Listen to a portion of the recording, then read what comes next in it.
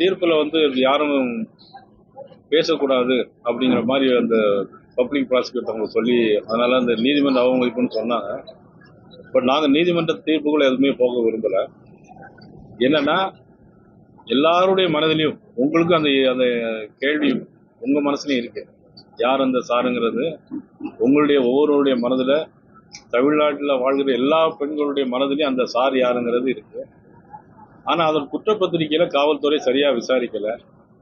அது மட்டும் இல்லை, ஞானசேகரன் வந்து முதல்ல அந்த பாலியல் வன்கொடுமை செய்த பிறகு ஒரு போலீஸ் அதிகாரியிடம் பேசியிருக்கிறோம்.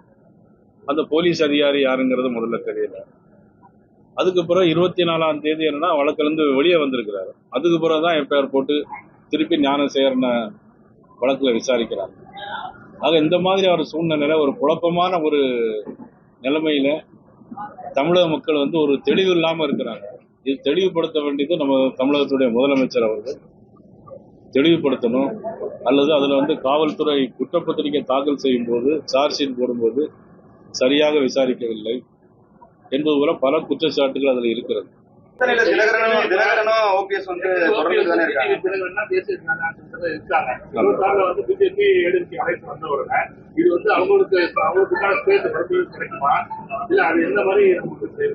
இல்ல, அது குறித்து வந்து ஏற்கனவே தேசிய ஜனநாயக கூட்டணியில் அவங்க இருக்கிறாங்க, அங்க கூட இருக்கிறாங்க. இது குறித்து எல்லாமே ஒட்டுமொத்தமா பேசி எங்களுடைய தலைமை அண்ணன் இபிஎஸ் அவர்கள் எல்லோருமே ஒருமித்த கருத்தோடு செயல்படுவார்கள் என்று நான் இருக்கிறாங்க. தமிழக அரசா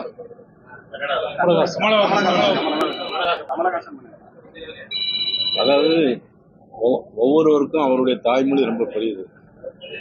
அதனால அந்த அடுத்த மொழிகளையோ, அடுத்த இது சம்பந்தப்பட்ட விஷயம், அடுத்தவங்க சம்பந்தப்பட்ட விஷயங்களையோ குறை சொல்வது வந்து அது சரியாக இருக்காது. அதே விவகாரத்துலதான் அமித்ஷா வந்து என்ன சொல்லியிருக்காருன்னா, வந்து சமஸ்கிருதத்துல இருந்து தான் இந்திய மொழி பிறந்ததா சொல்லி அவங்க சொல்லியிருக்காங்க. அப்ப இல்லாத கன்னடம் வந்து இப்ப எப்படி இந்த கன்னடத்தை எழுப்புறாங்க அப்படின்னு சொல்லியிருக்காங்க. அதாவது இந்தியாவில் வந்து பல்வேறு மொழி, பல்வேறு மாநிலங்கள், பல்வேறு வகையான மக்கள் வாழ்கின்ற நாடு. இதுல வந்து அதுல இருந்து இது பிறந்தது, இதுல இருந்து அது பிறந்தது அப்படின்னு சொன்னா அது வந்து எனக்கு அதுல வந்து நான் சொல்ல முடியாது. கமலோட தக்கலைப்பு அந்த பேச்சு இஷ்யூ வந்து, அவர் கமல் வந்து ஒரு அரசியல் கட்சி தலைவரை தவிர்த்து அவர் ஒரு தமிழனா வந்து தமிழை உயர்த்தி தான் பேசியிருக்கிறாரு.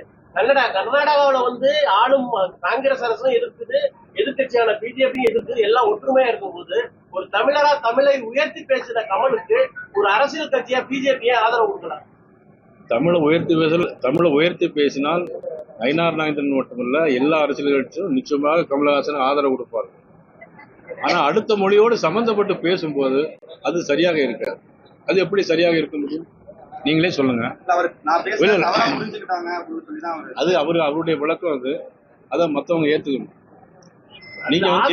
நீங்க வந்து தமிழை உயர்த்தி பேசுங்க, உங்களுக்கும் நான் சப்போர்ட் பண்றேன், கமலஹாசனும் சப்போர்ட் பண்றேன், முதலமைச்சருக்கே சப்போர்ட். தமிழை உயர்த்தி பேசுறது தப்பு இல்லை, இன்னொரு மொழியோடு சம்பந்தப்படுத்தி பேசுவது வந்து சரியா இருக்கு. தமிழனுக்கு கமலுக்கு கிடையாது, கமலுடைய கட்சிக்கு கிடையாது. தமிழன் என்கிற முறையில தமிழுக்கு எங்களுடைய ஆதரவு உண்டு. அவங்க என்ன சொல்றாங்கன்னாங்க, இதுக்கு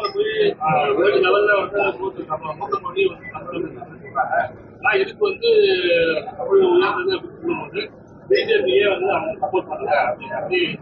தமிழ் உயர்ந்ததுன்னா இப்பவும் சப்போர்ட் பண்றோம். தமிழ் உயர்ந்தது, தமிழ் மூத்த மொழி, 5000 ஆண்டுகளுக்கு முன்னாலே உள்ள மொழி, கல் தோன்றா மண் தோன்றா காலத்துக்கு முன் தோன்றிய மூத்த தமிழ். பேசுங்க, ஆதரவு தருகிறோம்.